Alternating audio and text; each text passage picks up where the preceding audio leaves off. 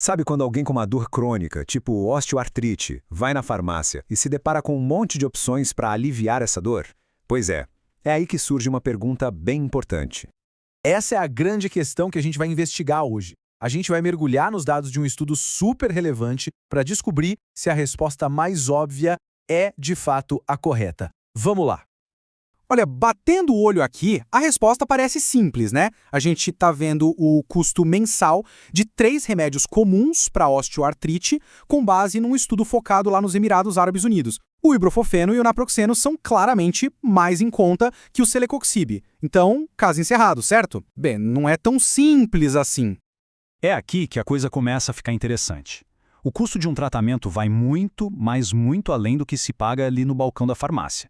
Existem os fatores escondidos que podem virar o jogo completamente. E a grande complicação da nossa história são os riscos. A verdade é que nenhum medicamento é 100% livre de efeitos colaterais. E no caso desses anti-inflamatórios, alguns podem ser bem sérios e, o mais importante, bem caros de tratar.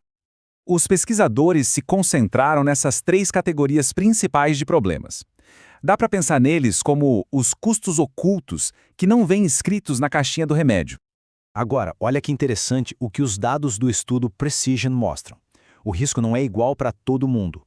Em comparação com o celecoxib, tanto o ibuprofeno quanto o naproxeno mostraram um risco maior de causar esses problemas mais graves, principalmente os gastrointestinais e os renais. Isso sim muda tudo. Então, como é que se calcula o custo real colocando esses riscos na conta? Bom, os pesquisadores não podiam simplesmente chutar. Eles usaram um método bem sofisticado para simular o que aconteceria com milhares de pacientes ao longo do tempo. Eles criaram o que se chama de modelo de Markov. Pensa nisso como se fosse um mapa com todas as estradas possíveis que a saúde de um paciente poderia seguir. Alguns caminhos são tranquilos, outros nem tanto. Incluem um evento adverso grave. E claro, cada caminho desses tem um custo diferente. E aqui está o pulo do gato. O modelo econômico não olha só o preço do comprimido. Ele soma tudo, o custo do remédio e também os custos, que podem ser altíssimos, de tratar as complicações de saúde que ele pode acabar causando. Certo, então chegamos à hora da verdade. Depois dessa simulação toda complexa, o que é que os números revelaram? Qual é o verdadeiro custo-benefício de cada um desses medicamentos? Bom, aqui está a primeira parte da resposta. Como a gente já esperava, o custo do celecoxib em si foi o mais alto. Mas olha só a segunda linha.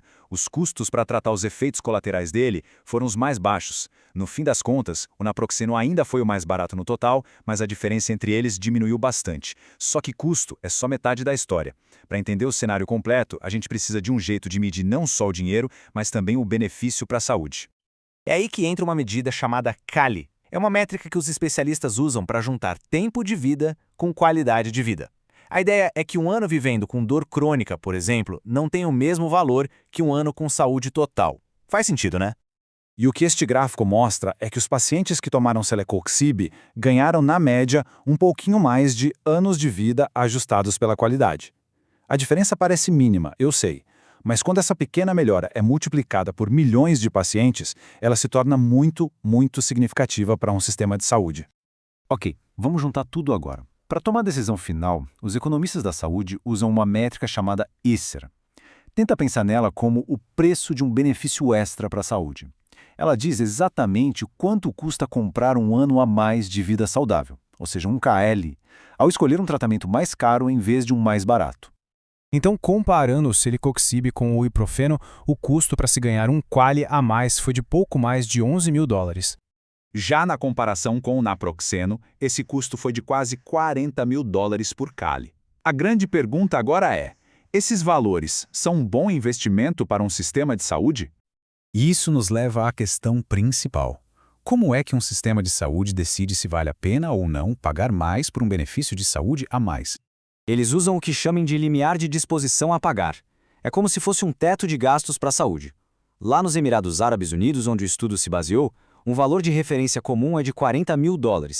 Se o custo para ganhar um quali for menor que isso, o tratamento é considerado um bom negócio. E este gráfico aqui ilustra bem a conclusão. Com esse limite de $40 mil, o celecoxib tem 81% de chance de ser considerado custo-efetivo se comparado ao ibuprofeno. Agora, contra o naproxeno, a decisão já fica mais em cima do muro, com 50% de chance. Essa é a grande lição desta nossa análise. O remédio mais barato na prateleira não é necessariamente a opção mais econômica no longo prazo.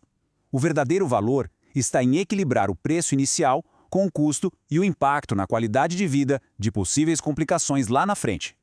E isso tudo nos deixa com uma pergunta fundamental para o futuro. Encontrar esse equilíbrio é, sem dúvida, um dos maiores desafios que os sistemas de saúde do mundo todo vão enfrentar nas próximas décadas. Obrigado por acompanhar esta análise com a gente.